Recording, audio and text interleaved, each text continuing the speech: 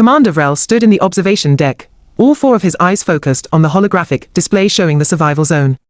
His tail twitched with what any competent xenobiologist would recognize as smug satisfaction. 23 species, their best candidates, all dropped into the most hostile environment the Galactic Academy could legally throw at students. 72 hours. That was all they had to endure. Most would spend the time hiding in caves, rationing the single protein bar provided, maybe building a basic shelter if they were ambitious. The evaluation wasn't about thriving, it was about not dying. Simple enough. Commander, his assistant Krell chirped, her beak clicking nervously. The human candidate has been on the ground for 6 hours. And? Vrel didn't look up from his data pad. Humans were notorious for overthinking simple problems. The creature was probably still analyzing soil samples, or something equally pointless. She has constructed a primitive smelting facility. The datapad clattered to the floor. Vrel's primary eyes locked onto the screen, while his secondary eyes checked the timestamp, certain there had been an error. No error. 6 hours, 14 minutes, 37 seconds since deployment. On the screen, a human female with dirt streaked across her face was stacking rocks around a roaring fire. Not just any fire either. This was a carefully engineered furnace complete with an air channel system that she'd carved using sharp stones. What is she doing? Vrel whispered. Krell zoomed in the display. According to the thermal readings, she's attempting to reach temperatures sufficient for metalworking. She's already processed the iron-rich rocks from the Western Canyon. Commander, that canyon is 12 kilometers from her drop point. She ran there and back. Twice. That's not possible. The atmospheric pressure here is 30% higher than Earth standard. Humans shouldn't be able to sustain that kind of exertion. On screen, the human, whose file identified her as Maya Torres from the North American sector, was now humming. Actually humming while she worked. She'd stripped down to a sleeveless shirt, her arms covered in scratches and dirt, hair tied back with what looked like woven grass. She arranged chunks of ore into her makeshift furnace with the care of someone following a recipe they'd made 1,000 times. Perhaps she misunderstood the assignment. Krell suggested. The assignment was survive. Not industrialize. Maya pulled out a flat rock and began grinding something. Vrel enhanced the image. Seeds. She was making flour from seeds she'd apparently gathered from the plains region. While building a forge. Because why not do two completely unrelated survival tasks simultaneously? Sir, the other candidates. Vrel pulled up the split screen. The Quellan representative had found a nice cave and was conserving energy by entering a meditative trance. Smart. The Threxian was camouflaged against a tree, barely moving. Also smart. The Zorgati had dug himself underground and would probably stay there for the entire 72 hours. Boring, but effective. And then there was Maya, who had apparently decided that 3 days in a death world was the perfect opportunity to kickstart the Bronze Age. She's going to burn out, Vrel declared. Humans always burn too bright, too fast. Watch. In another hour, she'll collapse from exhaustion and spend the remaining time recovering from her own stupidity. 1 hour later, Maya had successfully smelted her first chunk of crude iron. She was celebrating by doing what appeared to be a victory dance while eating roasted seeds. Then she jogged off toward the forest edge. Where is she going now? Vrel's tail had stopped twitching. Now it was rigid with stress. Unknown, sir. They watched as Maya approached the tree line, an area specifically seeded with apex predators. The Razorbacks. 2-meter tall, 4-legged nightmares with electromagnetic sense organs that could detect a heartbeat from 50 meters away. They were the reason most candidates stayed in the open plains or caves. 3 Razorbacks were more than enough to disembowel a careless student. Maya stopped at the edge, cupped her hands around her mouth, and yelled, actually yelled, the translation came through, here, kitty kitty. Who wants dinner? She's committing suicide, Krell breathed. This is it. This is how humans end. But Maya wasn't running away. She was standing there, hands on her hips, waiting. She'd left something on the ground in front of her. Vrel zoomed in. Cooked meat. She'd somehow caught, killed, and prepared one of the smaller game animals and was now using it as bait for predators that could kill her in seconds. The first Razorback emerged from the shadows, its 6 eyes gleaming. Then a second. Then a third. They formed a triangle around her, their signature move before a coordinated strike. Maya held up her hands, still holding a piece of meat. Easy, friends. Look, I know you're hungry. I get it. But here's the thing. She tossed the meat to the nearest Razorback. It caught it mid-air, swallowed it whole. I can provide more of these. Regularly. Or, you can try to eat me, which, honestly, seems like more effort than it's worth. I'm mostly bone and spite. The Razorbacks exchanged looks, their electromagnetic fields flickering in what the xenobiologists had identified as confusion. Maya sat down. Just sat cross-legged on the ground in front of 3 apex predators. Here's my pitch. I stay here for 3 days. I'm going to be cooking, building stuff, generally being productive. I'll share my food. You 3 make sure nothing else tries to eat me while I sleep. Deal? This is insane, Vrel muttered. Razorbacks don't negotiate. They don't have the cognitive capacity for complex social contracts. Maya tossed another piece of meat. The second Razorback caught it. She pointed at the third. You want in on this arrangement, or are you going to be difficult? The third Razorback laid down. Actually laid down like an oversized dog. Perfect. Maya stood, brushing dirt off her pants. I'm going to call you guys Mo, Larry, and Curly. Don't worry, those are terms of endearment where I'm from. She walked back toward her forge with 3 of the deadliest predators in the sector following her like puppies. Krell's beak hung open. Protocol demands I report this as either an equipment malfunction or mass hallucination. Don't, Vrel snapped. I want to see where this goes. By hour 12, Maya had completed what could only be described as a functional knife. Crude, sure, but the edge was sharp enough to cleanly butcher the game she'd caught using a trap system she'd constructed from branches and vine. The Razorbacks lounged around her campsite, occasionally growling at smaller predators that wandered too close. She'd named her forge Bertha. Why would she name an inanimate object? Krell asked. Humans form emotional attachments to their tools, Vrel explained, though he didn't sound entirely sure. It's part of their pack bonding instinct. They'll bond with anything. Machines. Weapons. Apparently, murder beasts. Maya was talking to Mo, the largest Razorback. See, the problem with this planet is the lack of proper seasoning. I'd kill for some garlic. Not literally kill. Well, maybe literally, depending on how good the garlic was. Mo tilted his head, electromagnetic field pulsing in what might have been interest, or might have been why is this prey item still making noise. By hour 24, 1 full day, Maya had constructed a shelter. Not a lean-to or a simple debris hut. A legitimate structure with a stone foundation, wooden walls, and a thatched roof. She'd even made a door with crude hinges from twisted plant fiber and wood. The assignment was survive, Vrel repeated for the 15th time. Not establish a permanent settlement. Sir, the Academy Board is requesting an update on the human candidate.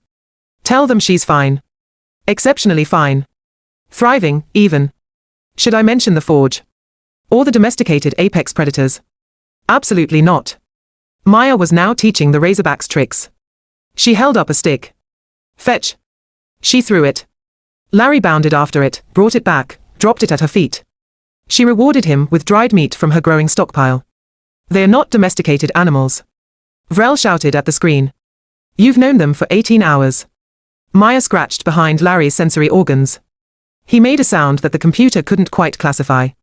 Something between a purr and a generator warming up. ATR 30, Maya was bored. This was evident from the fact that she'd started singing while expanding her shelter.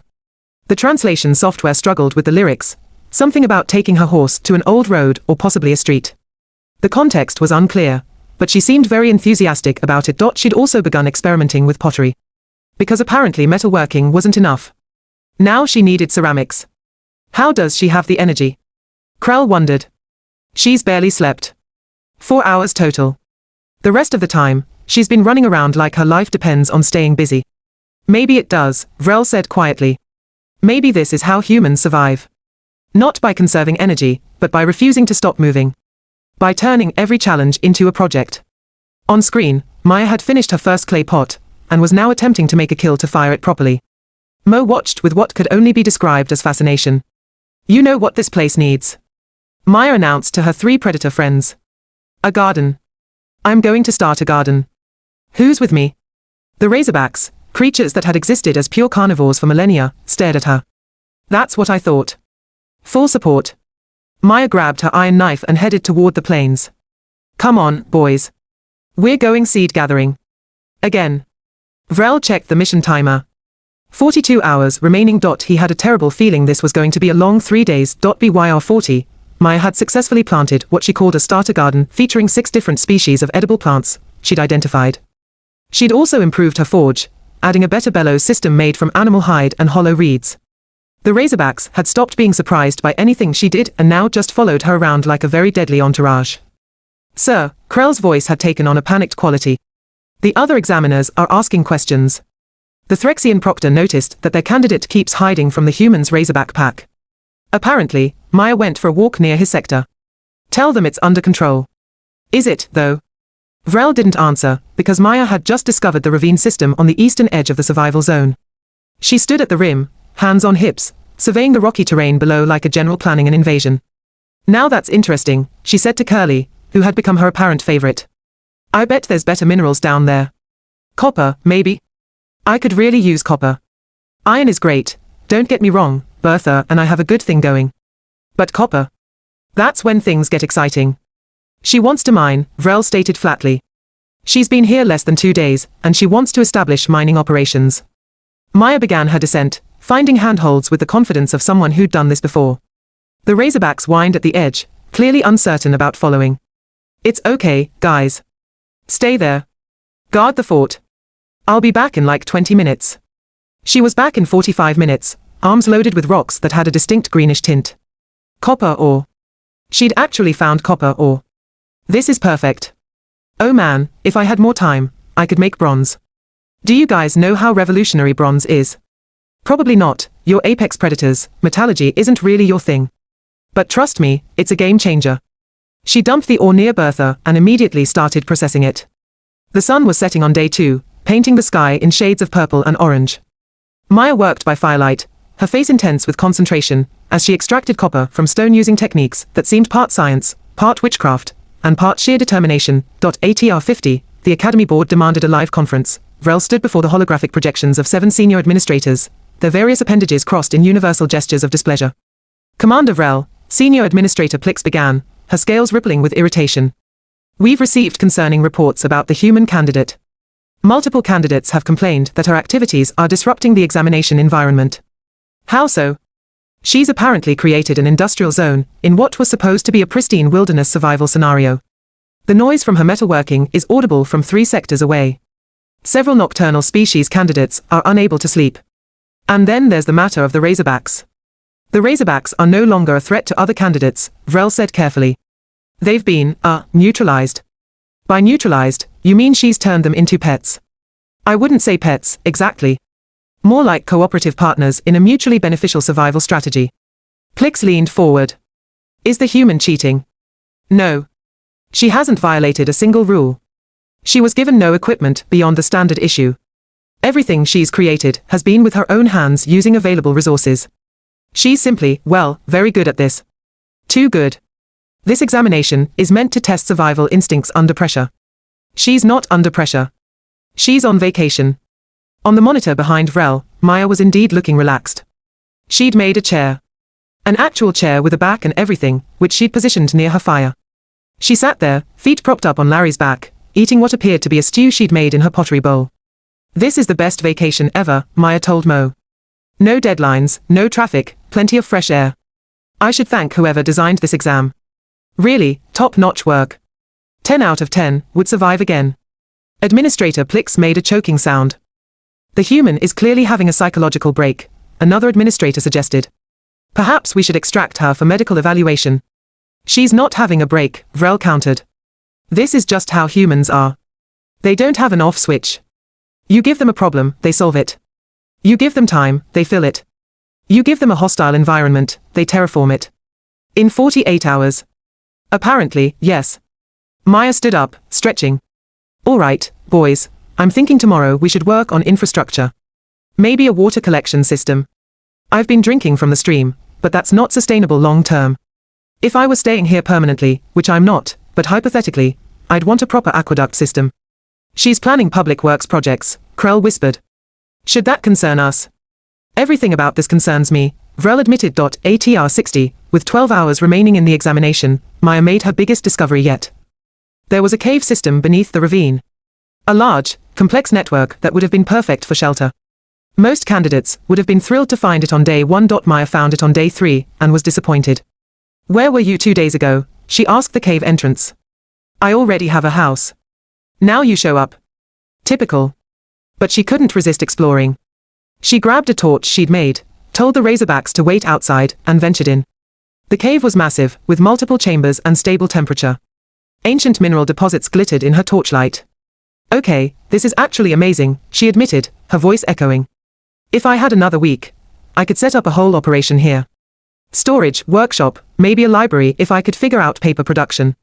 She spent 2 hours mapping the cave system, finding the best chambers, identifying resources. When she emerged, she looked genuinely sad. Guys, I found the perfect cave, and I have to leave tomorrow. This is the worst timing. Mo nuzzled her hand sympathetically. The final night, Maya threw a party, there was no other word for it. She'd caught extra game, cooked an elaborate meal by her standards, and shared everything with the Razorbacks. She'd even made primitive musical instruments, a drum from stretched hide and wooden flutes that produced surprisingly melodic sounds. To new friends, she announced, raising a cup of water she'd boiled and stored in a clay vessel. May your hunts be successful, and your territory remain secure. The Razorbacks, who had somehow learned to respond to her emotional states, made their generator purring sounds in unison. I and the observation deck, every examiner had gathered to watch. The Threxian proctor stood with mouth agape. The Quellan administrator kept checking her equipment, certain it was malfunctioning. The Zorgati representative had given up trying to understand and was just taking notes. This will go in the record books, Plix said quietly. Love it or hate it, this is unprecedented. She's happy, Vrel observed. She spent 3 days in a designated death world, worked herself to exhaustion multiple times, befriended animals that should have killed her, and she's genuinely happy. Humans are insane, Krell stated. Yes, Vrel agreed. But perhaps that's their advantage. At hour 71, Maya began her goodbyes. She'd carefully banked Bertha's fire, stored her tools in the cave she'd discovered, and organized her shelter's contents. The Razorbacks sensed something was changing. They stayed close, their electromagnetic fields flickering with what the computers interpreted as distress. I have to go, guys, Maya said softly, kneeling to address them at eye level. I've got classes, exams, a whole life back at the academy. But hey, you've got this great setup now. Shelter, stored food, and you know which plants are edible. You're welcome, by the way. She scratched each of them behind their sensory organs one final time. Larry leaned into her touch. Curly made a low whining sound. Mo simply stared at her with all 6 eyes. Don't look at me like that. You're apex predators. Act like it. At hour 72 exactly, the extraction beam activated. Maya stood in the designated zone, covered in dirt and soot, her clothes torn, her hair a mess, a huge smile on her face. Best exam ever, she shouted as the beam lifted her. The Razorbacks watched her disappear, then slowly returned to the shelter she'd built. They would guard it for weeks afterward, the examiners noted, as if waiting for her return. Back at the academy, Maya materialized in the processing center where other candidates were already being evaluated. The Quellan looked exhausted but satisfied. The Threxian seemed relieved to be alive. The Zorgati emerged from his containment pod, covered in dirt, and immediately requested food, and Maya walked in looking like she'd just returned from a camping trip she didn't want to end. How was everyone's exam? She asked brightly. The other candidates stared at her. Did you, the Quellan began carefully, experience any difficulties with the local fauna? Oh, the Razorbacks. They are sweethearts once you get to know them. We had a great time. You befriended the Razorbacks. Befriended is such a formal word. We became brothers. It was very chill. Commander Vrel appeared in the doorway, data pad in hand, looking like he'd aged a decade in 3 days. Maya Torres, human candidate. Final evaluation. How'd I do? Maya asked eagerly. Vrel looked at his data pad, then at Maya, then back at the data pad. You built a forge, established a settlement, domesticated 3 apex predators, started a garden, discovered and mapped a cave system, and invented pottery. In 72 hours. Is that good? Good? You've redefined the entire examination criteria. We're going to have to completely restructure this test because of you. No future candidate can possibly be evaluated on the same scale. Maya's face fell. Oh no. Did I break it? I didn't mean to break it. You didn't break it. You exceeded it so thoroughly that it no longer functions as intended.